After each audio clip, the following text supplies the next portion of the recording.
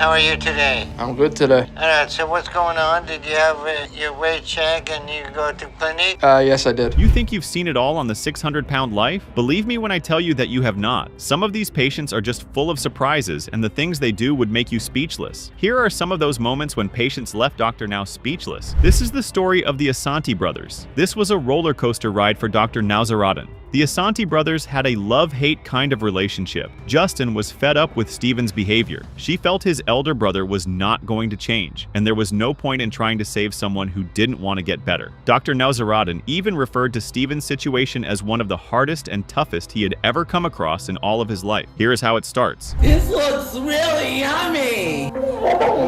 It's over 600 pounds, and he's all Steven's never gonna change. Before he was on the drugs, he was still a bad person. slicing the hardest challenge yet, tried to help. Steven's father had reached out to several local hospitals, and all of them told him that his son's condition was one they couldn't handle. He wasn't only weighing over 600 pounds, but also had a psychological disorder as well. After spending over 3 days on the road, they were finally able to arrive at Dr. Nowzaradan Hospital. I'm in a lot of pain, and I could really use some pain medicine. In for pain medication, and his body language shows that very addictive and pathological personality here. Talk to him first. Hold on. Justin, all the lab work back and everything look okay. He's looking us in us through the camera. Steven's condition was so bad to the extent that his brother didn't want to be anywhere near him. Steven's condition had taken a toll on the entire family, and no one felt happy being around him. His behavior in the hospital was nothing short of disruptive and manipulative. I need somebody in my room immediately. I want this light off to get people to respond around. We're starting to develop some issues. His pathological behavior started. You're done here. She have an emergency back. Please, I want. Steven will cry and he'll beg, but the reality is he doesn't care about changing. To make things worse, Steven had gotten addicted to pain medications. At any chance he got, he would lie, claiming that he was in so much pain when, in the actual sense, all he wanted were pain medications, and that just didn't sit right with Dr. Nowzaradan. His situation just kept going from bad to worse. It's unbelievable. Steven is abusing the system to get painkillers. And that behavior is not for his overeating does. Steven, you're lying about everything you're doing, so here's what we're gonna do. I'm suspending you from the weight drug addiction program. Justin moved on with his life. For him, it felt like a dream coming true because he was finally able to open his dream store without having to worry about his brother. Back when they stayed together, Steven would constantly bully and manipulate him into doing things he didn't want to do, and it was just awful. I'm really excited today because we are finally opening up my hobby store. This is a big deal for Justin. And with Steven no longer here, he's made 2 good friends already. A little bit of spray paint, you should be all golden. It feels really good to start a career in a business. Since Steven left, things have been better here because he's a big bully that just tortured me all day. After checking out of rehab, he went back to his default setting and kept calling the hospital emergency room so they could give him some pain medication. It was obvious he had made zero progress with his pain medication addiction, and that only got Dr. Nowzaradan upset. Steven became the most dysfunctional patient Dr. Nowzaradan had ever seen. If Steven thinks he can come here and try to get some painkiller, your days of manipulating the system and getting to your head. Because if you don't, you're going to end up either dead. I'm at Dr. Now's, and I'm about to find out how much I've lost over the last few months. I'm just hoping for a really good weight loss to show him today. Dysfunctional patient I ever seen in my life. Finally, Steven started to respond to treatment, and for a while, things started to look very promising. Justin saw how much progress his brother was making and was inspired to start his own weight loss journey. Then when you come down here, I'm gonna check your weight, then hopefully when I 60, okay? Okay. I've adjusted my diet, so I'm hoping I lost 60, 70 pounds. And I'm hoping that I get approved for my surgery. Gained 43 pounds in past year. He hasn't been honest with me or himself this past year.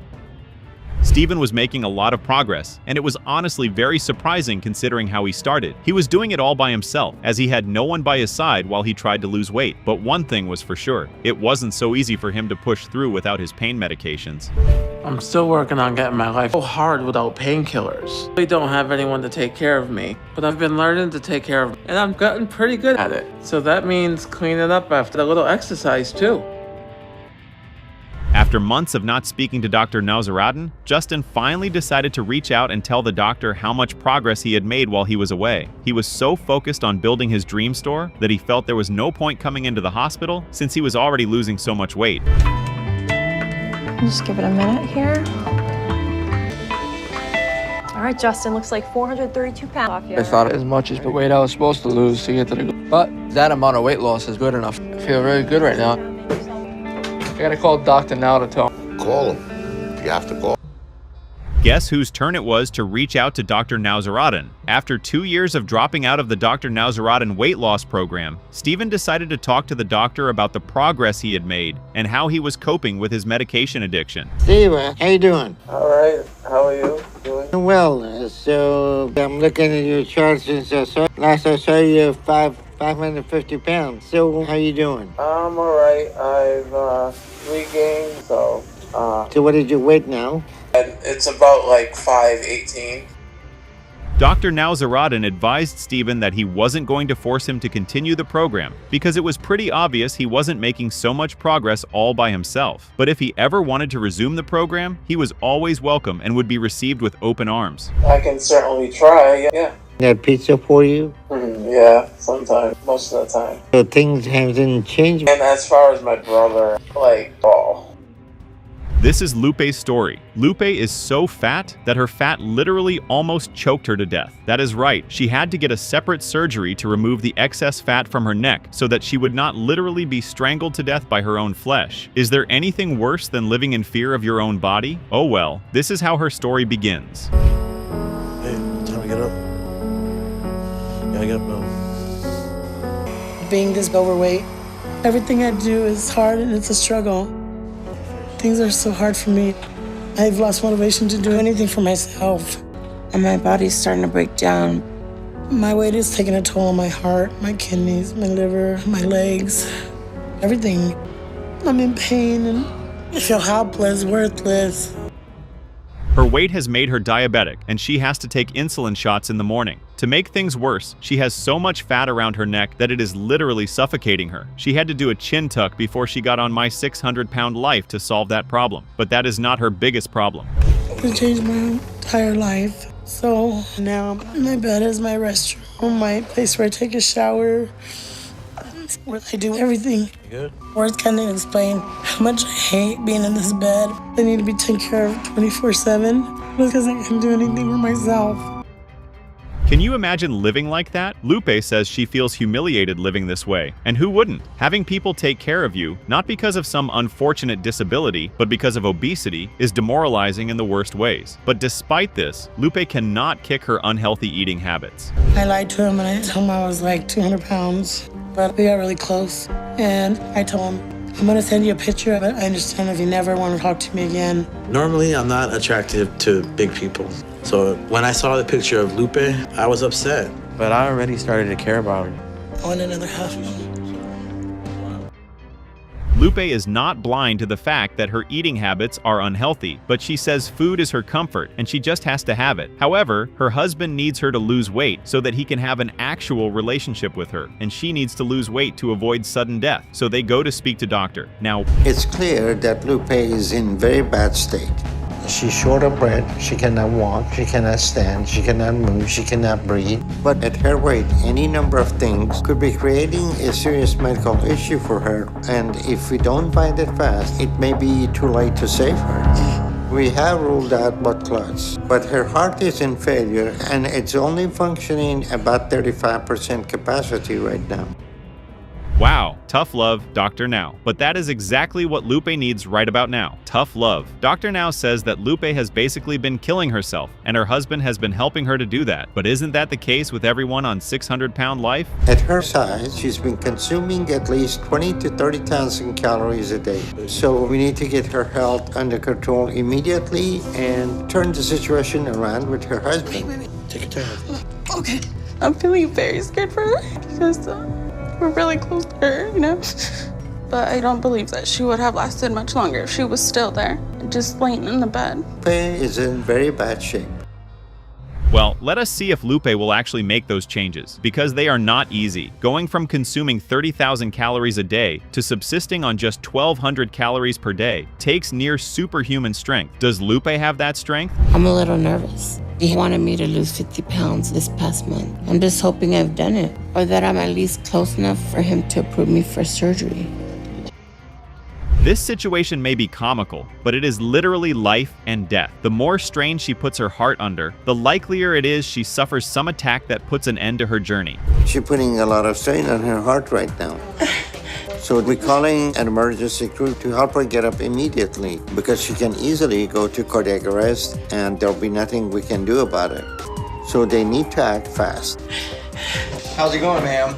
Did you fall down? She got stuck in the toilet. I don't want to fall and hurt myself. Okay, then we're gonna go ahead and get the fire truck out here, okay, and just to help us out. Just get me off the toilet. It is hard, but Lupe eventually does it. Now, let us see how much weight she has lost since she last saw Dr. Now. All right. Everybody else hands off of it. That's 128 pounds you lost now. That's great. The first day she got here, she couldn't even stand. Now she's making progress. So I'm gonna go ahead and send you home today. And for the next 2 months, I want you to lose another 75 pounds. Great work, Lupe, but as Dr. Now says, she is not done yet. She has to go below the 500-pound mark if she wants to get that weight loss surgery. Interestingly, Dr. Now says that Lupe might have been able to lose all that weight because her husband was not with her. It is ironic that her caregiver might be the reason she even needs a caregiver, but it is possibly true. Being in the clinic and having that fear that I'm about to see my weight and it's not going to be low enough, I realized how hard I need to be working for this. I still can't really walk. Well, I'm just moving as much as I possibly can in my bed. Hey, you tired over there? I'm done. I'm tired. You done already? Looking all sexy and stuff with your red shirt on. Thankfully, Lupe was eventually approved for a gastric sleeve procedure after working hard at losing her weight. But there is another problem. She cannot walk on her own, despite her massive weight loss. The feeling down here is normal? Yeah, when I stand up, I can feel like that right now. Okay. Unfortunately, Lupe got to the point where she's physically losing the ability to stand. That hip joint needs to be probably replaced, and then she needed tendon to be worked out. But the fact that she's willing to try is a good sign. This is Samantha's story. Now, what is the worst job someone who weighs over 600 pounds can have? Well, I will tell you, the worst job they can have is to get paid to eat on camera, but that is precisely what Samantha does for work. At this point, she is basically eating herself to the grave. Here is how her story begins. My life is so miserable now because I've let my weight get so out of control that I'm barely functioning. And it's getting harder and worse every single day. And I know I'm very close to becoming bedridden. So, at this point, I wish my life was just a nightmare that I could wake from. But I don't. Instead, I struggle to do what I need to do to survive. The room is empty because Samantha lives by herself in a one-bedroom apartment. She can hardly do anything on her own, and making it to the bathroom is a chore by itself. She is at a point where it is almost impossible for her to fit through the doors. Unlike LaToya, Samantha has to do everything herself because she does not have someone on hand to care for her. I've had to go from bathing every day to about every 4 days because I have to work so hard to do it. But even on days when I push myself to do it, some areas I can't even reach without using a stick or something. I have to reach and poke and prod at myself, so it's so hard. Her biggest fear is that someday she will get to a point where she won't even be able to take care of herself anymore, and that she might just wither away and that would be the end. How does she even make her food or eat in this condition? Well, she makes do, as you can see. I have food delivery set up on a schedule starting in the morning. I have to have it brought to me because walking up and down stairs, I'm too weak to do that now. And I'm scared to admit that just walking across the apartment to get the food is almost more than I can handle. Instead of thinking about that, that is the awful thing about this condition. The bigger people get, the more they reach out for food for comfort, and the more food they reach out to, the bigger they get. It is a never-ending cycle of pain. Okay. Have a nice day. You too. Because more than anything else, it's the feeling of being full that I love. Food is just so good to me. Food can fill me up and make me feel the most comfort that I've ever felt.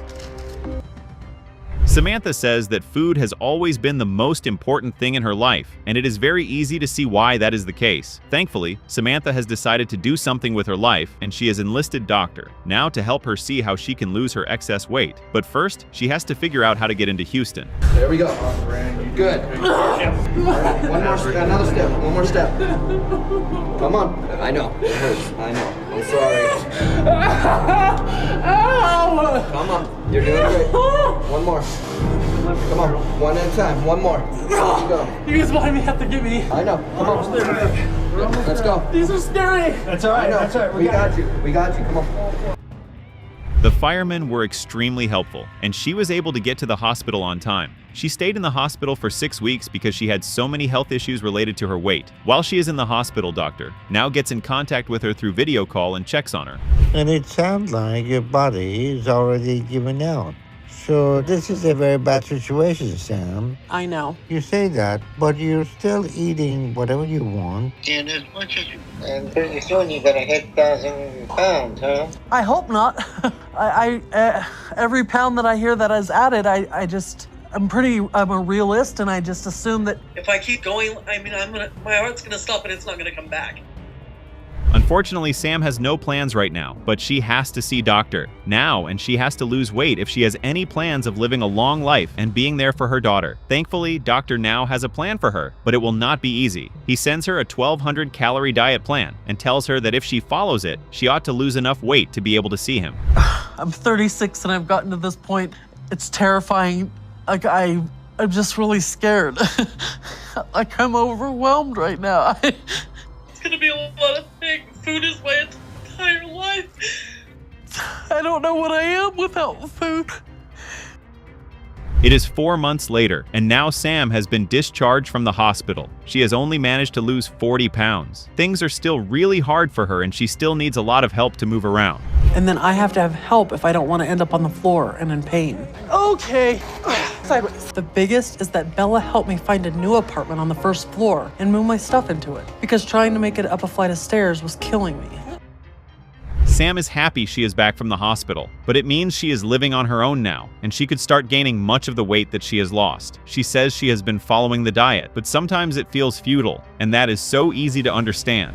Really hard to watch my mom like this. It's so good it makes me want to cry. Is it actually really that good? It really is. It breaks my heart seeing my mom just kind of lose mobility. I don't know how to describe my emotion today. I was excited for her to come home today, but I was also unsure. A month later, and now it is time for Sam to get her official weight check to see if she can get her surgery. She currently feels she has done enough to make that weight, as she has been starving herself to get there. Unfortunately, just after Samantha returned to the hospital for her weigh-in, a national quarantine in response to COVID was initiated. As a result, a gastric sleeve operation was done in a last-ditch effort to save her life. However, I appreciate your confidence in us and me to have surgery. Nobody would ever take a chance on me. I was always told I was too big. Oh no. So thank you for looking at me and saying, okay, maybe she can do it. Because I did it, and here we are. Look at that. Of course. As you can see, things are really looking up for Sam. Hopefully she can keep the weight off. Let us see what she weighs now. Before you go? Weigh in okay, before we're gonna I go. weigh in. Let me see, this is the best way. Oh, okay. It says 280.2, so this is in kilogram. I'm just gonna do a quick calculation. Oh my God, look, 616 pounds. Good job. Yay! Wow.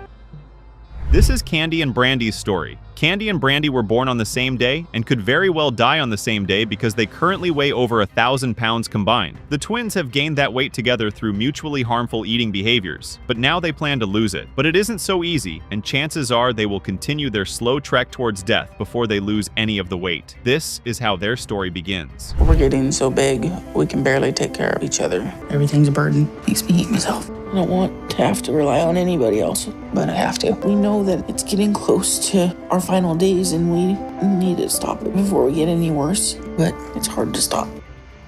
Both siblings live with their mother, and to a large extent, you could say she is a contributing factor to their problem. She used to drink a lot, and for her, it felt like a coping mechanism to deal with the daily stress of life. But one thing she didn't frown at was the fact that her kids never said no to food. You guys want some pancakes?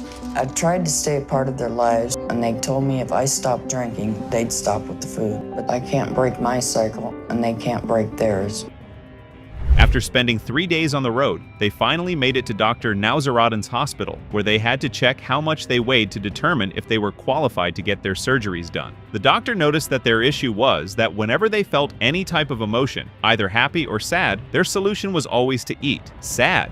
Kandi and Brandi hide and go to food together. Breaking a dynamic like this is hard. But as twins, this is going to be much harder to address. We've been doing everything we can to follow the doctor's diet. Just a little extra cheese there, please. My sister and I have worked really hard this past month. We need this surgery more than anything. I'm glad you all lost some weight and That was impressive, but now they were faced with two separate problems. Kandi was at risk of heart failure because her body was abnormally adding weight, and she wasn't helping her condition because she was always eating. Brandi, on the other hand, had a different story. Kandi, your EKG was abnormal. If you continue not to lose weight, your heart failure is going to be imminent. Brandi, because of your lack of progress, I'm not approving you for surgery.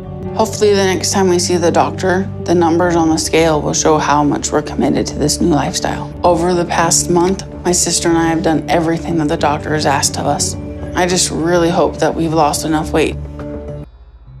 The twins knew what needed to be done. The question was, were they ready to do it? Well, the answer is yes. They took some time away from the hospital to try and see if they could meet the requirements for their surgeries. By the time they got back to the hospital, even they were shocked by how much weight they had lost over the last couple of months. Not only are both of us under 300, but we both hit our 60-pound weight loss goals. So I'm hoping that means that we finally get approved to get our excess skin removed. So I know we're both excited right now. Hello. Hi. How y'all doing? Good, how are you? All right, so it's good to see you two again and to see that you're both making good progress. Yep.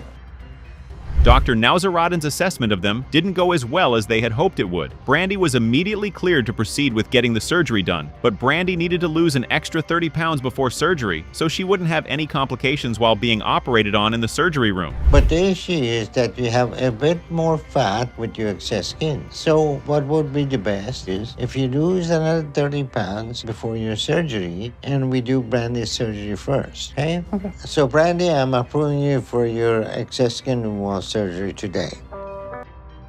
As they both prepare and spend some time with each other before the days of surgery, something unexpected happens to Brandi. She had always dreamed of wanting to live her life and go on dates with people, but she couldn't do any of that because of how she looked. And now the pregnancy bomb drops. And Kandi and I have been waiting to see what it says, and the test just showed a positive. So I'm pregnant. It's positive. It already said it? I don't know what to do, and I'm so scared right now. Obviously, that means I can't move ahead with my skin removal. After having an emotional breakdown, they decided to visit Dr. Nauseraden to discuss the new issue and determine if the surgery could still be done. They were so overwhelmed by the situation that their mother had to come with them to see the doctor. Brandi got another heartbreaking piece of news. I'm not going to be able to have my surgery. All right, so what will be the reason for that? I'm pregnant. You think you're pregnant or are you sure you're pregnant? I am. Yeah, that's good reason not to have surgery. So this was unplanned pregnancy? Very. Are you happy about it? If the father knows about pregnancy? Kandi went on to have his surgery, and it was a resounding success. 4 weeks in, and he was already looking like a totally different person. All he felt were the after effects of the surgery, but aside from that, he was good to go. He had to move to another state with his sister. He didn't want to leave her alone, especially with her new situation. It's been an adjustment having a flat stomach because I don't think I've ever had one. But now that I'm just about recovered, I've decided to go back to Washington with Brandi. And we're starting the packing process now because we know it's going to take a while. We're planning on moving in 5 or 6 weeks or so. Dr. Nauseraden was happy with the progress the twins had made. He was willing to work with them, even after Brandi's pregnancy. He wished them well and couldn't wait to see them again. I guess if you put in the work, it eventually pays off. You are small enough to use enormous issue that you're losing at least 2 pounds. All right, I hope to see you both soon, and I'm proud of both of you. Thank you. Thank you for your help. Good luck with the baby and send me a picture. I will. Thank you. Thank you. All right, we're good too. Bye. Bye-bye. This is the story of the Perrio family. This wasn't the typical situation with people losing weight. Trust me, it wasn't just one person who was trying to lose a ton of weight, but the entire family. The Perrio family altogether weighed over 1,000 pounds, and trust me, they needed to lose all that weight as soon as they could. Their weight journey begins like this. Hi, my name is Rashonda Perrio, 783 pounds. My name is Brandi Perrio. My weight is about between 600 and 650. My name is Clarence Perrio. I'm the oldest brother. I'm not quite as big as them, but I'm big, you know. There's nothing they can do to help us. For them to get any form of surgery done, they were all instructed by the doctor to lose a certain amount of weight each. Without meeting their weight loss target, they were going to be rejected for surgery. I want you all to meet Dr. Eder. He is going to assist me with you all. Brandi, I'm approving you today for you gain half of the weight you gastric sleeve procedure on Brandi. All right? Room light on. Took her first big step today. After her surgery, Brandi was doing pretty okay and was able to maintain her current weight and not throw all her effort in the bin. Her sister, Rashonda, on the other hand, couldn't meet her target to get her surgery done. I should be down to at least 434 today. I'm glad Brandi is staying on track, but I'm very concerned about, we'll start her going to therapy to start working through issues that... Processing feelings can feel really horrible. Part of the therapeutic process before it gets better.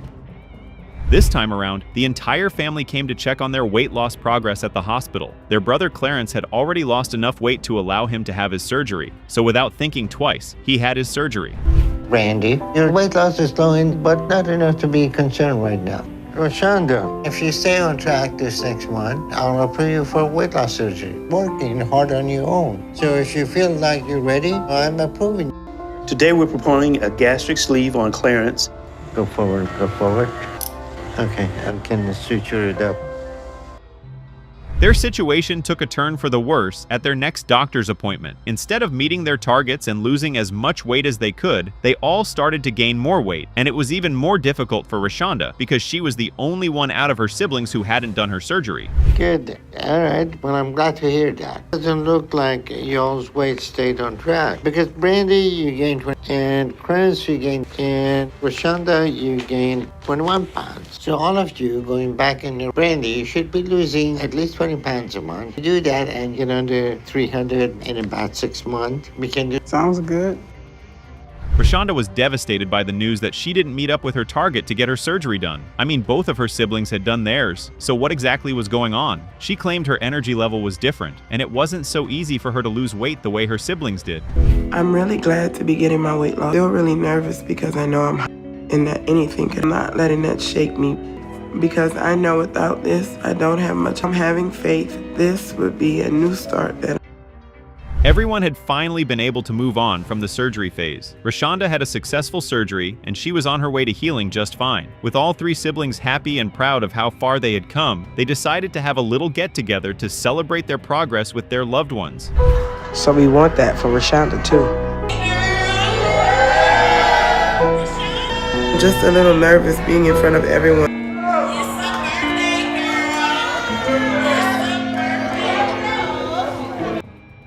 Nothing good really lasts forever, right? After celebrating with their family, their journey was about to stop. Physically, everything seemed great, and it loomed like they had made so much progress. But psychologically, that was a different ballgame.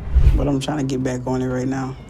And Ro, what about you? Last couple of months, I've been stuck in a place where I just want to eat outside my diet, and mostly junk food. Or where you're compelled to eat outside. Like, I don't want to do it. It happens. Like, I say I'm not going to do it. The therapy session turned into a total nightmare. The Perrio family was able to get through the phase of having to get their surgeries done. But when it came to the emotional aspect of trying to connect as a family, they were just not there yet. Let me say something. Let me say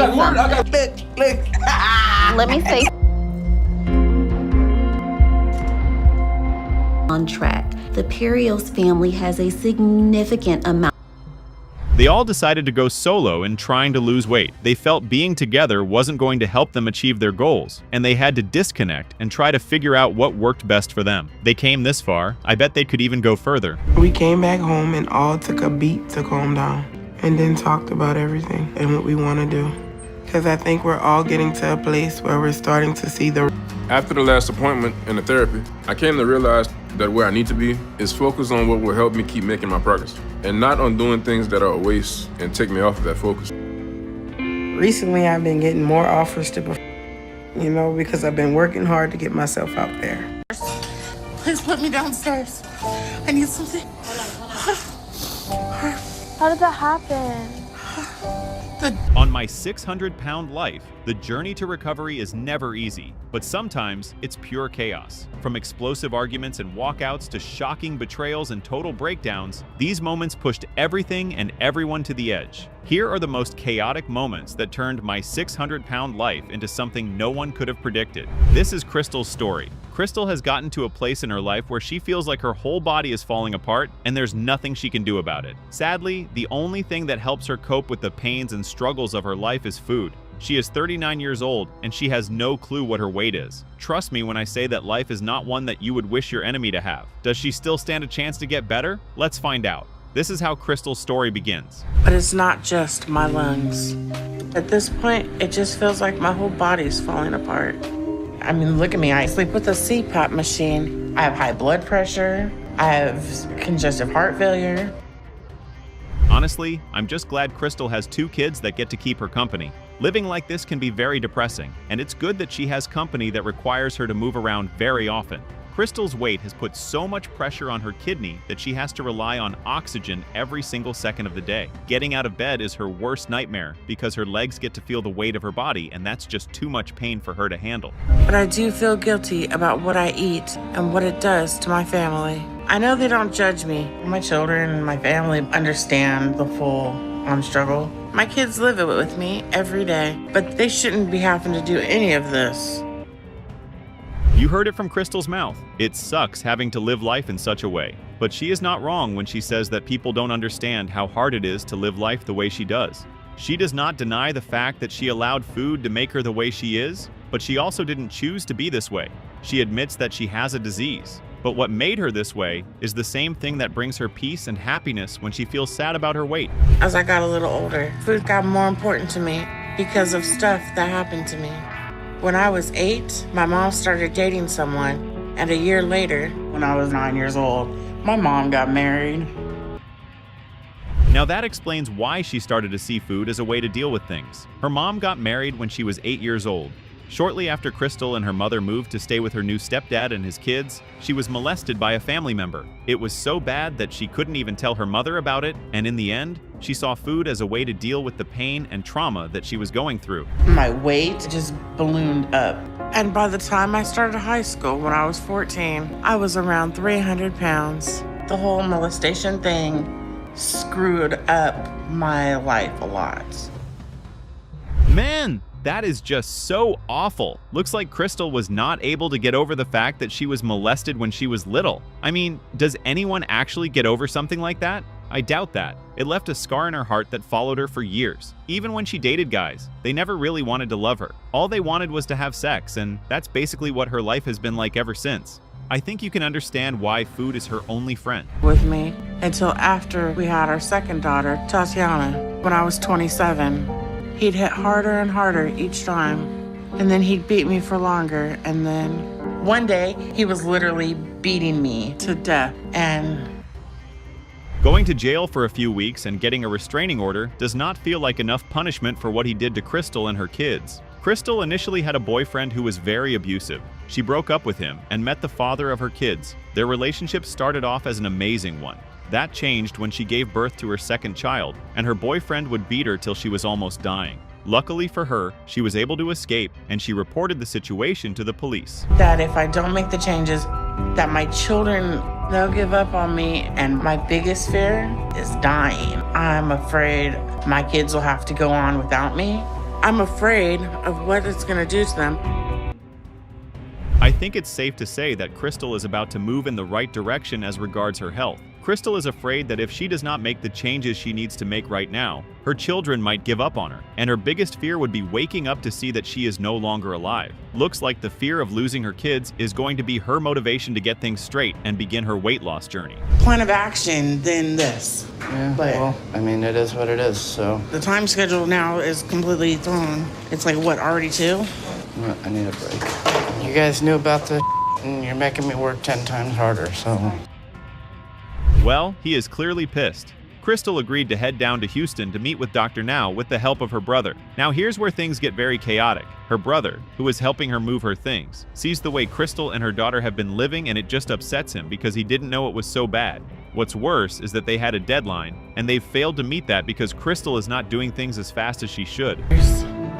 So I'm worried, very worried, to be doing this.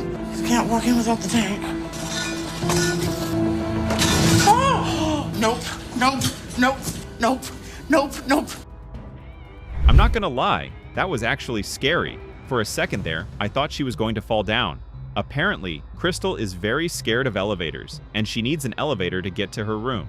She tries to get into one and almost falls down in the process. Right now, all she wants to do is get some rest because the journey down to the hotel has not been an easy one. Can Crystal's body take any more of the pain she's going through? So, my best friend's away, okay? No pastas. Yes, no pasta, because the focus is going to be on protein, okay? Okay. And then, on top of that, I'm gonna give you a copy of my book that has... Looks like the ball is in her court. Crystal finally made it to the hospital after such a stressful journey. She hopped on the scale, and it showed that she weighed 611 pounds. She meets with the doc, and he tells her that she has to stop eating a lot of things. Her goal right now is to lose 60 pounds in 2 months and start breathing without the oxygen tank. That's the only way she's going to get approved for weight loss surgery. Other things to do than to dwell on something that happened 20 years ago. Crystal, I think that if you talk to your brother about the situation, it could establish the fact that you're important and that your story needs to be told. Therapy was not such a bad idea after all. Part of Crystal's requirements to lose weight was to go to therapy and talk about the issues and traumas that she faced while growing up. She made the appointment with the therapist, and they were able to talk about quite a lot of things. She assures the therapist that she is now over those things, and all she wants to do is focus on losing weight so she can be there for her kids. At my last appointment, I was 611 pounds. And Dr. Now gave me the goal to lose 60 pounds in over 2 months. So if I succeeded, then that means I'm gonna be... Now, that's not good. She definitely has a long way to go. Crystal had 2 months to lose 60 pounds and drop her oxygen tank. This is her second appointment with Dr. Now, and all she has been able to lose is 9 pounds. I mean, she did make some progress, but it's not enough to get her approved for weight loss surgery. Well, let's see if Dr. Now is going to have a different look at her situation and the progress she has made. It was hard, but I do think it helped me in a lot of ways. So I think it was good. Okay, because that's going to be important for your emotional well-being and to help you in the long run, okay? Yes, I'm gonna keep doing that. All right, your goal is the same. That went pretty well. For a second there, I thought the doc was going to be furious with the little progress that she made. The doc tells her that she doesn't have a lot of time and she needs to lose weight as soon as possible. Her goal is the same, and she needs to lose 60 pounds within the next 2 weeks. She tells the doc that she can lose the weight. Let's see if she can do just that. Until you feel you don't need it anymore. And we're going to do some tests on you today and do an EKG and chest x-ray to see how your lungs are doing. And as soon as they're strong enough, we can do your weight loss surgery. You think you can do that? This is Kerry's story. Kerry feels humiliated by the fact that her husband has to help her every single day just to have her bathe. She is 37 years old and she is way over 600 pounds. She hates the fact that she has to depend on her husband to do almost everything for her. Every day, she wishes that she did not allow her weight to get to the level it currently is. Do you think she has any chance of getting better? I guess we'll find out. This is how her story begins. Because I don't have anyone else except my daughter Haley, but I refuse to let Haley help me, so it all falls on Chris. I'm just glad that she doesn't have to go through all this pain by herself. She might not like the fact that her husband helps her in the bathroom, but she can't deny the fact that she needs him. Her husband sees that Kerry struggles with weight, and on most days, she is too exhausted to do anything by herself. He helps her because he loves her and can't stand to see her in pain. That has to be the sweetest thing ever. Through the pain to an extent, and I've processed a little bit of my morning, then I start thinking about food would make this complete. I'm finishing here and I'll be right back. Okay, if you need me, call me. Now that's not good. Kerry's husband sees himself as an enabler. He is the one that gets to prepare Kerry's meals anytime she is hungry. Food is the only thing that makes her happy, and he wants his wife to always be happy. He knows that the food is killing her, but he does not know any other way to make her happy, aside from giving her the food she tells him she is craving. Phew, that is one horrible dynamic. Get from my parents because they did pay more attention to my brother. My mother did clearly have a favorite, and it was Cody. It was not me. And so food was definitely a way for me to cope with that. So I started gaining, and I hit 100 pounds when I was 8. And as I got bigger, as a daughter, struggling to get approval and validation from a mother is one of the most heartbreaking things. Kerry's parents were overweight, and that's because they ate a lot. The love for food has been in her family for a very long time. Kerry had a brother, and the love and attention she used to get from her parents shifted to her brother. To make things even worse, Kerry's mom used to be a cheerleader, and her mom was disappointed that Kerry was never going to fit into her shoes because of how much she weighed at a young age. Himself already surpassed the 500-pound mark. Physician told him that he wouldn't live for another year if he didn't have weight loss surgery. Went in for the gastric bypass. Fine through the surgery initially, but that had to have been the worst thing to ever happen to Kerry. As she mentioned earlier, both of her parents were overweight. Her dad's condition got really bad, and the doctors told him that he had to get weight loss surgery done or he was not going to see the next year. He did get the surgery, but 24 hours after everything seemed fine, he passed away. Late in my 30s, and I was even able to get pregnant. So we were 2 miscarriages when I was 36. They discovered on an ultrasound that it had a mass, have a complete hysterectomy. Kerry didn't have time to mourn the death of her dad because her daughter was born the same month that he passed away. The trauma just doesn't end. It just keeps going from bad to worse. Kerry and her husband wanted to have a family of their own. Kerry was told that she had to lose weight in order for that to happen. She lost some weight, but had 2 miscarriages, and that just sent her world into a state of depression. Her weight was the reason for the miscarriages, and she dealt with it by doing what she does best. Me and Chris are gonna try to go to Houston today to see Dr. Now. But I'm concerned about how I'm going to be able to handle that. 9 years, the longest I've been in the car is 5 or 10 minutes. You can already tell that this trip is not going to be a walk in the park for Kerry. She has decided to put a stop to her eating disorder and is ready to make things right. She wants to head down to Houston to see the doc, but here's where the problem is. The longest Kerry has been in a car is 10 minutes, and that's when she's driving to work. The trip down to the hospital is a 2-hour drive, and she is worried that her body won't be able to handle the stress. Kerry? Hopefully my weight's around 600, but I've been avoiding the scale for a while. I want to see how high the number is now. I guess we know why she's been avoiding the scale for quite some time now. Kerry made it to the hospital, and I must say it was not an easy trip. She gets to the hospital and hops on the scale to check her weight. She was very anxious to check her weight because she thought she would be weighing a lot. The scale then reads that she weighs 602 pounds, and that makes her skip for a second. Let's see what the doc thinks about her weight. Yes, I can. How about you, Chris? Yes, sir, I can. Then here's the guy that start reading this book, so we'll help him get more information and that. Well, that was an interesting conversation. Seems like Kerry is excited to lose weight. She met up with the dog and had quite an illuminating conversation with him. The doc gives her his book and tells her that he needs her to lose 60 pounds within the next 2 months. He also tells her husband that she needs him to help her lose weight and stop enabling her the way he used to. Kerry assures Dr. Now that she can do it. Let's see if that's going to happen. I think the only thing I'm more concerned about is disappointing him because he seems a lot of faith in his patients. About it, this is a man who puts... And that's honestly the type of motivation she needs to get through her weight loss journey. It's been a week since she saw Dr. Now, and she has made so many changes to her eating habits. The type of food she eats now is very healthy, and it doesn't have as many calories as it used to. Kerry is worried that she might slack up along the way, but she seems pretty determined to hit the weight loss goal that Dr. Now gave her. And I'm worried about how that's going to affect my weigh-in, because every pound is going to count for me. In my last appointment a couple of months ago, I was at 602. Now gave me to lose was 60 pounds.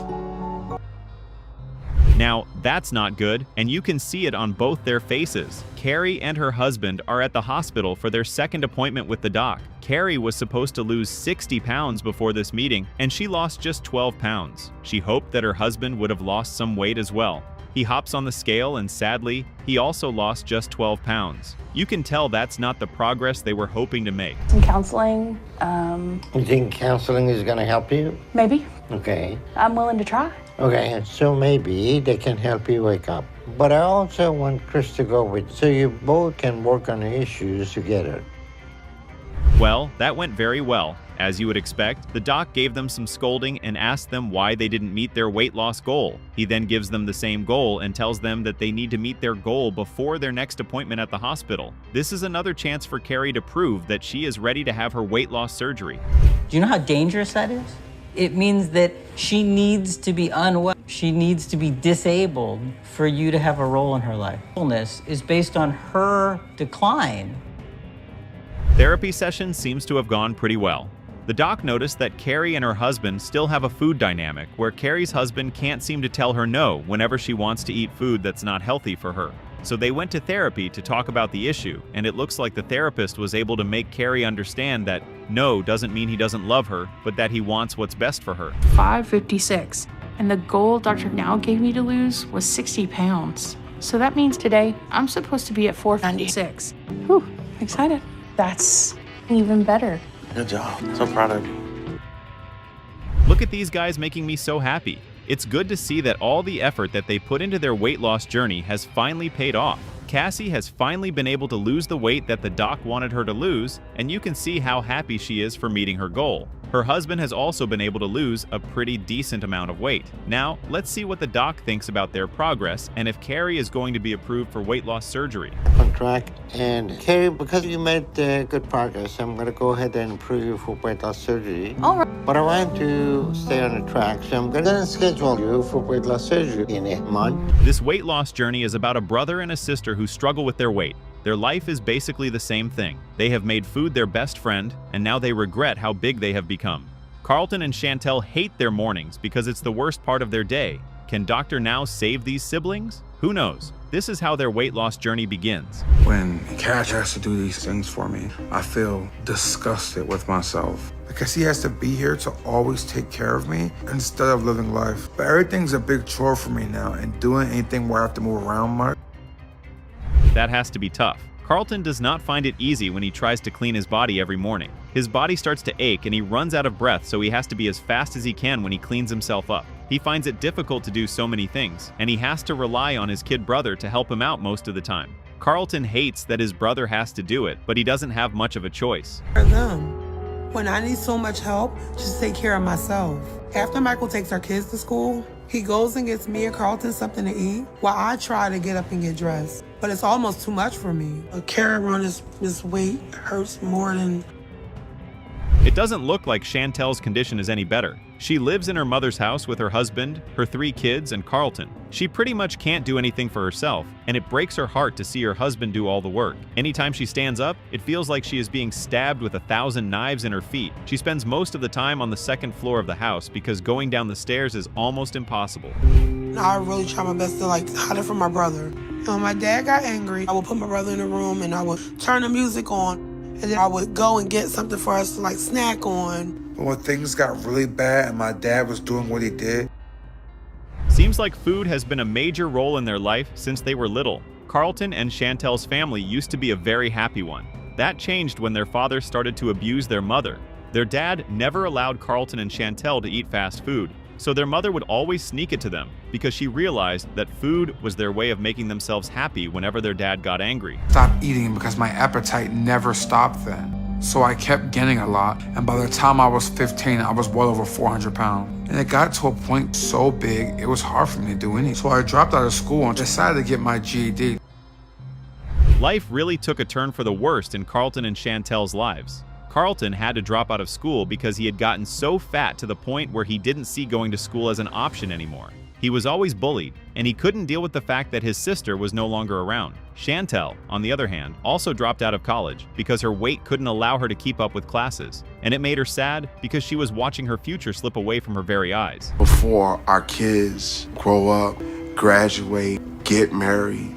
This is the one thing I can't handle. I need her. Things have to change because I don't want to be like this. I want a life. Man, we can say that everyone has come to the realization that things have to change. Chantel's husband is worried that if Chantel does not do something about her weight, she won't be around to take care of her kids and watch them grow. Carlton also wants to live a better life. He wants to lose weight so he can learn new things and meet up with Monica, his girlfriend he has been talking to online but has never met in person. I was so scared. I was so worried you was not going to come. I'm letting you go. I'm not going to lie, this has to be the cutest thing ever. Carlton and his sister have decided to pay a visit to the hospital in Houston to see Dr. Now. Just before they leave, Carlton's girlfriend comes to see him in the house, and he is more than excited to see her. She came to show him support and reassure him that things are going to go very well when he gets to Houston. It feels good to know that she loves him and is truly happy to be with him. I just wanted everything to go No, stop. It's okay. Just stop. It's okay. What happened, Mike? What happened? Damn. Sorry. And Well, that went sideways very quickly. Carlton and Chantel have been on the road for a couple of hours now. They were driving down to Houston when Carlton's girlfriend hit her car, and it seems to be in pretty bad shape. Chantel's husband goes to take a look, and it looks like he is pissed at the way Monica was driving. The whole thing is a big mess, and it's starting to look like they might not get to Houston in time. Thanks, all right. All right, my butt is open. I know. All right, I got you. Ow. Are you going to help us? All right, thank you. Okay. Oh my God. It's my leg. She doesn't fall there. Come on. They're like super Come on. Chantel seems to be in a very bad condition. After a chaotic drive down to Houston, Chantel and her husband make it to the hospital. The moment Dr. Now sees Chantel, he always knows that she is in a lot of pain. He gets her a wheelchair and immediately asks one of his nurses to take her into the hospital so they can see what's wrong and why she's in so much pain. I just hope her body isn't giving up on her. I'll send a text or I'll call. You text and a call, you get food. Or he'll catch me at the door and ask me, like, can you go get me something? Yeah. So that's what it usually happens. So I really do realize that I mean, Dr. Now is not wrong. They have an unhealthy dynamic that's not making them progress. The doc tells Carlton and Chantel that they need to betray cutting down on their weight as soon as possible because they are not fat from being bedridden. Dr. Now also speaks to Chantel's husband, and he admits that he is in a way responsible for their immortality. If they all want to get to a healthier place, they need to make changes as soon as possible. 100 pounds to lose between both of you. Okay. All right. So I'm gonna run some tests. If the tests look okay, then you'll be able to go soon. Just remember everything we have talked about. Okay? All right. I'll be back. This is not going to be easy. The doc already said that he has a lot of work to do with them. Chantel hopped on the scale, and she weighed 638 pounds. She couldn't believe her eyes when she saw those numbers. Carlton hopped on the scale, and he weighed 786 pounds, a few pounds away from being 800 pounds. Well, the doc says that together, they need to lose over 1,100 pounds before their body can start to function the way it's supposed to function. That's going to take a lot of work. I think I have a good chance at that number coming up. Good job, Sharon. Good job, Sharon. That number coming up fills me with a lot of pride because I know how hard I worked for that. So I'm really happy right now, and I'm hoping to see the same for Carlton. Now that's what I'm talking about. Getting to this point was not easy at all. Carlton and Chantel went through so much work and effort to get those numbers. They had therapy and were going back and forth with the number of exercises. Now they've hit the goal they were given, and now they are ready to see if they'd make the cut for weight loss surgery. Well, let's see what the doc has to say about how far they've come. For 1 month from now, but you both need to keep losing weight. If your progress stops and you gain or you don't lose much, then we will cancel your surgery. You both got it? All right. Yes. All right. Well, nice to see you guys. Everything in my life has become such a struggle because of how big I am now and all the weight I have on my body. And I'm overwhelmed with the pain that I have to endure every single day. I can't believe what I've let my life become. I've gotten so big that it's hard to do just about anything. And every day, it gets worse. So I'm almost completely bedbound now. We're barely minutes in, and the dynamic is nauseatingly clear. Marla sits there like a fossilized mountain of immobility, letting her daughter scrub her down like a piece of heavy machinery. It is a masterclass in weaponized incompetence. She talks about the pain of relying on her kids, but look at her face. She's entirely comfortable in this dependency. She isn't acting like a mother, she's a giant, demanding toddler, and her daughter is trapped playing the nursemaid. It's pathetic and infuriating. I have no life. My legs can't even hold my weight anymore. I can't get up. I can't walk. I'm trapped. Go. My weight has condemned me to this bed. This backstory is horrific. Being held at gunpoint by an ex isn't just a bad breakup, it's a war zone. You can see exactly when the light went out in her eyes. Food became her bunker, her only safe space in a terrifying world. It doesn't excuse the weight, but it explains the armor. I tried to break up with my boyfriend at the time. He lost it, and he took me hostage. He held me at gunpoint, and I thought I was gonna die. When the police tried to rescue me, he shot 2 officers and escaped. Here we go. The junk food junkie admits the addiction, but look at who's supplying the fix. Her daughter is literally cooking up death on a plate. Fried chicken, grease, the works. She says it's to make Marla happy, but let's call it what it is, a slow-motion suicide pact. You aren't loving your mother by feeding her into an early grave. When we go shopping for her, it's not what she needs to be eating, what she should be eating. It's about what she wants to eat. And if you ain't got what she wants, she make. Don't cook me 2 boxes. You want one, baby? Yes. I bring her stuff because I know that's what's gonna make her happy. She loves food. Baby, thank you. This is a disaster waiting to happen. Marla arrives in Houston looking like she's on death's door, and Dr. Now sees it immediately. She shouldn't have even been in a car. The sheer arrogance of thinking she could handle that drive is baffling. Now she's gasping, unable to move, her body shutting down. It's terrifying. This isn't just a weight loss journey anymore. It's a full-blown medical emergency. Y'all ready? 1, 2, 3. I can already see that she is in one of the worst conditions health-wise I ever seen. 3. And she had a long trip, and that has taken its toll on her. Thanks, guys. You're welcome. Something's not right. And the stubbornness begins. The physical therapist is there to save her life, and Marla just waves them off like they're annoying flies. Not yet? In my own time? Honey, you don't have time. You're dying in a hospital bed. It's infuriating to watch her lie there and dictate terms when she can't even lift her own leg. They need to understand that it has to happen in my own time. All right, Miss Marla, I'll see you later, okay? Bye. Okay. Skipping physical therapy. Mama, what'd I say?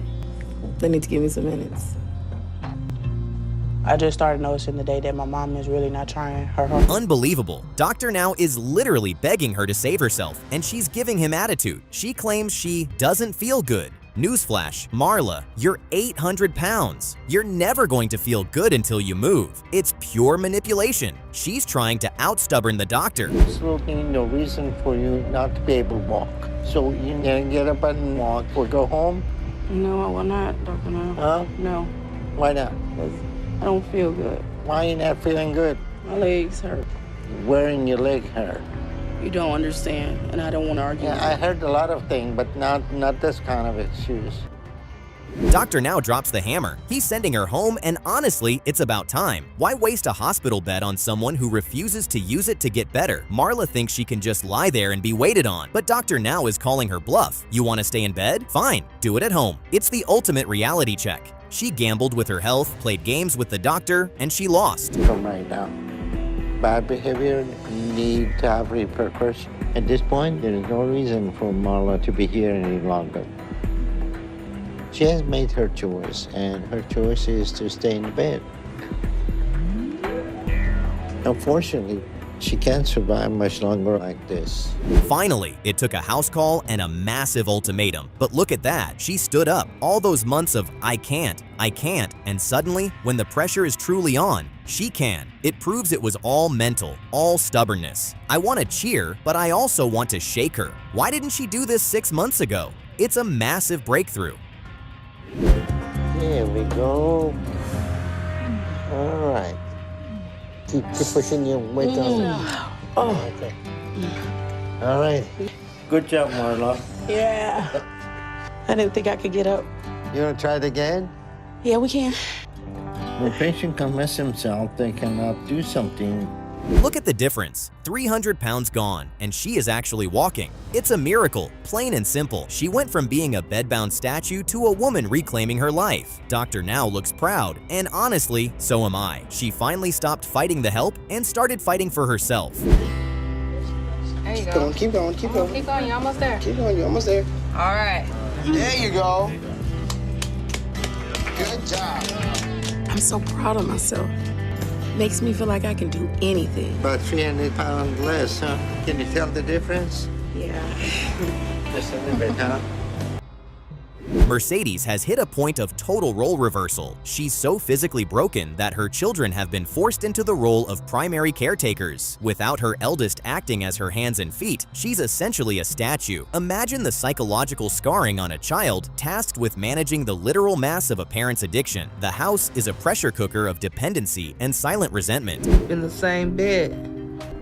And when it's time to get up and get ready for school, she goes and gets her brother Colin's clothes for me. And I help get him dressed. I help my mom by getting her what she wants and what she needs.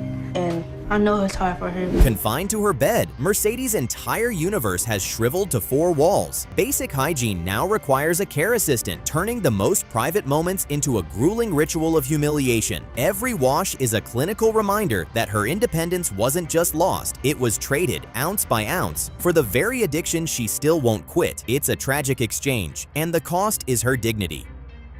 Who's Colin's biological father comes over and gets them and takes them to school. And he also picks them up afterward and gets them home for me too. So with everyone gone, I have to have a care assistant, Brandi, come over to help me use the restroom and get cleaned up.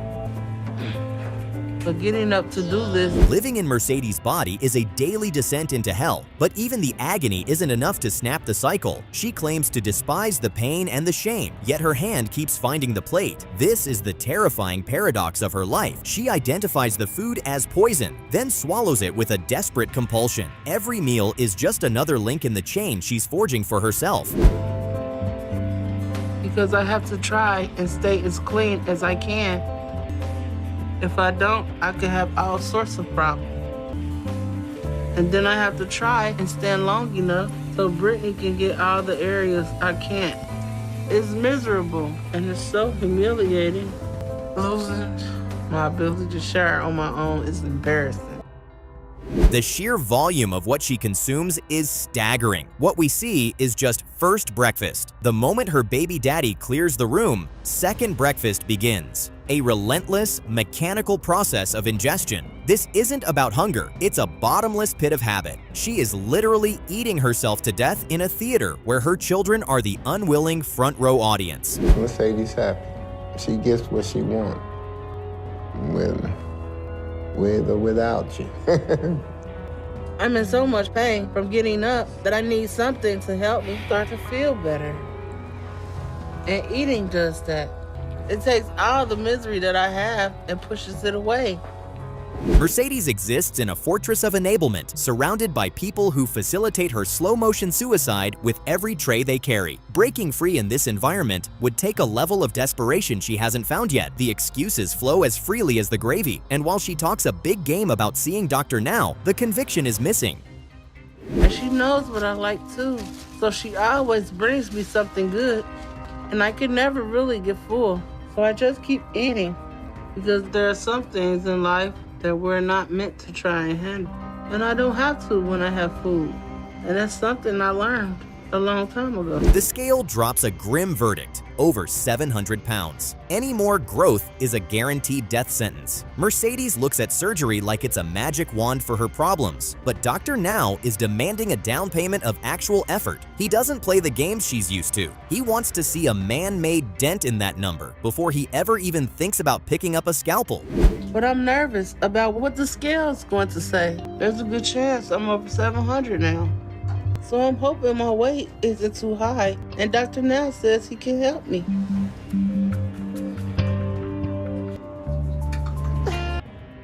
Dr. Now deconstructs her logic with surgical precision. She isn't 800 pounds because she can't move. She's 800 pounds because she eats and then stays sedentary. He issues a clear mandate: lose the weight on your own or get comfortable in the grave you're digging. He isn't being mean. He's being a realist because there is zero time left for politeness. It's the diet or the end of the line. Mostly being sick and lack of activity cause you to gain 600 pounds of extra weight. Yeah. So if we get you to walk around and if you ran marathon, you're gonna be 150 pounds, right? Yeah. That's not reality, okay? Mercedes is patting herself on the back for a 45-pound loss, but in Dr. Now's world, 45 isn't 80. She expects a reward for a halfway effort, but the doctor doesn't do participation trophies. From where he's sitting, she is still choosing the plate over her children's future. Half measures don't save lives at 700 pounds. They just delay the inevitable funeral. A while ago, and I was up to 773 pounds. That shocked me. But Dr. Now told me to lose 80 pounds in 1 month. And if I do that, I'll be at 693 today. The warning is final. Without radical weight loss, she simply won't survive. Determination is just a hollow word until it's backed by the agony of sacrifice and the refusal of the craving. To Dr. Now, Mercedes' performance is still a script with no soul behind it. She's standing on a razor's edge. Either she gets serious or she's finished. How about that? It's been over 4 months. Right. And if you were sticking to the diet, then you would have lost over 220 pounds in that time. So what happened? I've cut out a lot of stuff, but... But there's still a lot more to go? Yeah, a lot more to go. Right. At least that's a bit of honest answer. All that progress evaporates. Instead of losing, Mercedes returns having gained weight, a move Dr. Now classifies as nasty work. Her body has become so fragile that merely stepping off the scale creates a medical crisis. It is a terrifying illustration of how precarious her life is, a tragedy written one bite at a time. Same goal of losing 80 pounds in a month. And if I did that, it had me at 648. But since it's been 2 months, I'm hoping to see that I made it in the low 600s to show Dr. Now I kept working hard. Mercedes remains entrenched in a bunker of total delusion. To gain 8 pounds at her size, she has to be processing a staggering 10,000 calories a day. She plays the role of the confused bystander, but the metabolic math doesn't lie. You don't accidentally gain weight at 700 pounds. You choose it. No, it's gonna come. Okay, so pizza is not part of your diet, okay? I know. No bread. And this is not what you need to do. All right, we'll get the test started and see where we go from there. Anything else you need? That's it. All right, see y'all later. All right.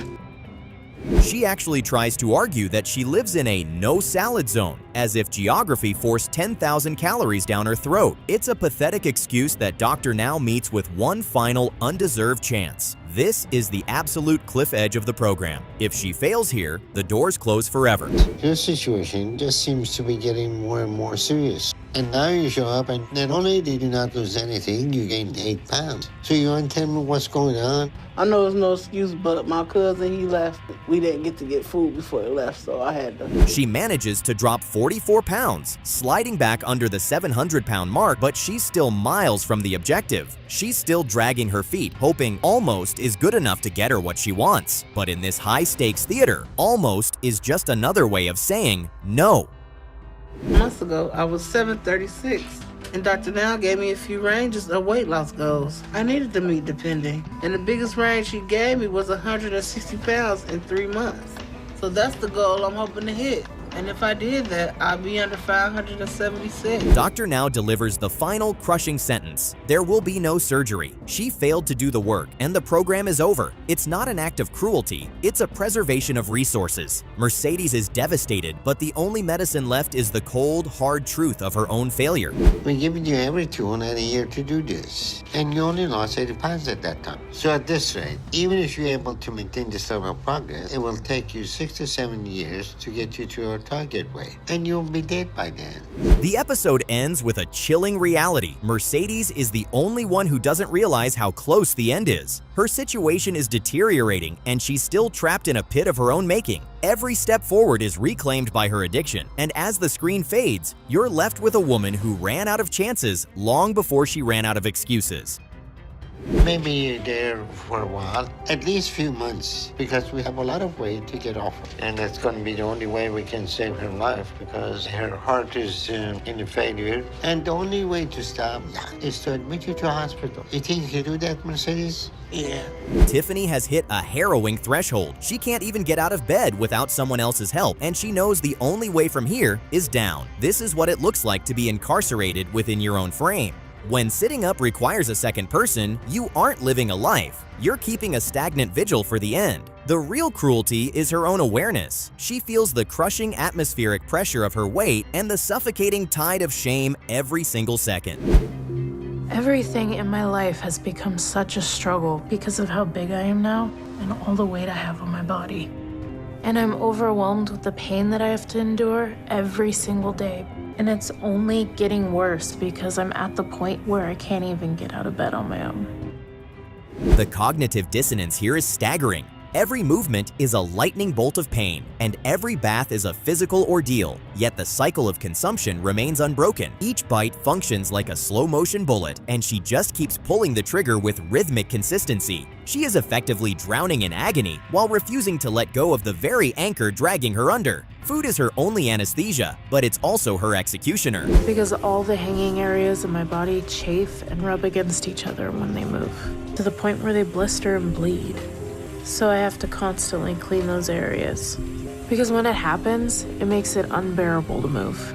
Tiffany candidly admits that food is her sanctuary from a horrific past, but that sanctuary has turned into a tomb. Even her partner can see her essence being erased by this addiction, but intellectualizing the problem isn't the same as solving it. She uses her weight as a suit of armor against the world, oblivious to the fact that the armor is currently crushing her heart. Her partner is caught in the crossfire, paralyzed between a misplaced sense of love and the grim reality that he's fueling her demise.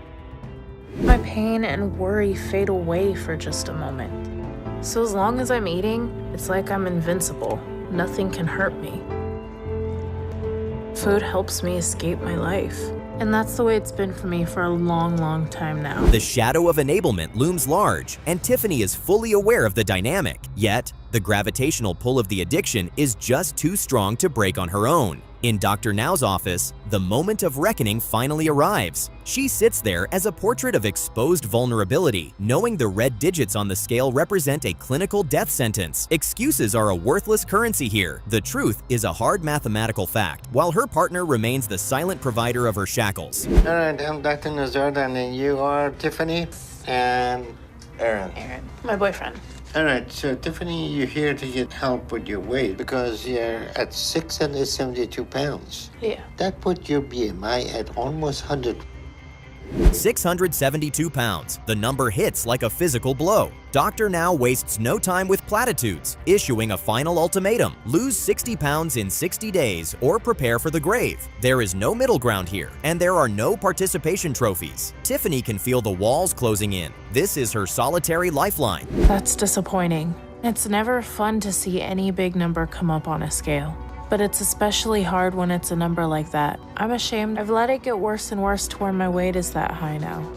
Dr. Now's nonsense detector is finely tuned. He sees right through Tiffany's claim that she isn't a habitual snacker and refuses to participate in her theater of denial. He's spent decades decoding the language of addicts, and he knows that while a patient might lie, the calorie counts never do. He challenges her directly. The slick act doesn't work when your internal organs are failing. It's time to drop the mask or keep digging the pit.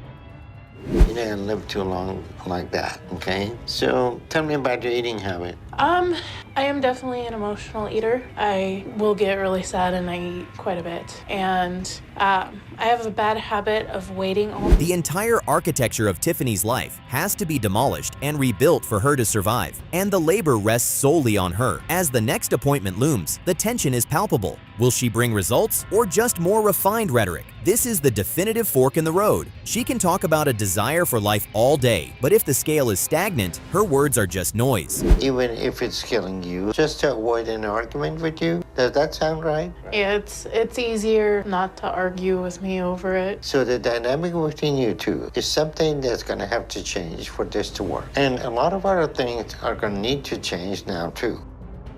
The scale reveals a devastating truth. Only 26 pounds lost. Despite her belief that she exerted maximum effort, the math tells a story of half measures and hidden meals. Dr. Now's frustration is at a boiling point. To him, the situation is binary: respect the protocol or succumb to the habits she claims to loathe. Tiffany still seems to be waiting for a miracle that requires no sacrifice, acting as though the weight is a ghost that will just vanish on its own. Tell Dr. Now we've moved to Houston, that he'll see just how committed I am. At my last appointment, I was up to 672, and Dr. Now said I needed to lose 80 pounds over the last 2 months. So if I did that, it'll put me at 592 today.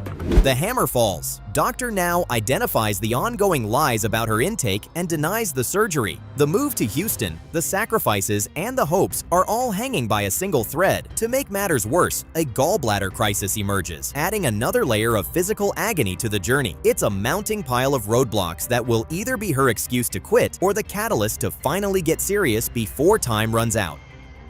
46, when you should be well under 600 at this point. So you know we're close to go. You want to tell me what happened? I did break diet a few times, but I tried to correct it by not exceeding my calories for the day. For Dr. Now, these recurring complications are symptoms of a deeper lack of urgency. The gallbladder attack is a physical manifestation of a body breaking down under the strain. She is burning through second chances at a record pace. Every ounce lost is a minute of life reclaimed. Every excuse offered is another shovelful of dirt on her own coffin. This has moved beyond weight loss. It is now a desperate race against systemic organ failure. It's unfortunate that Tiffany didn't share earlier how long she's been suffering from gallbladder attacks. She doesn't seem to be taking any aspect of her situation and condition seriously, because if a gallbladder attack is severe enough, it can be very dangerous for her. Turn the room light off. So 72 pounds down. It's a significant achievement, yet it still falls short of the rigorous goal Dr. Now set. Tiffany is at the edge of the abyss. She knows that a no from the doctor might be the final blow to her resolve. Her entire future is balanced on the tip of a needle. Every painful step and every battle with her cravings has led to this singular moment. Me and Aaron are headed to Dr. Now's for my next appointment and weight check.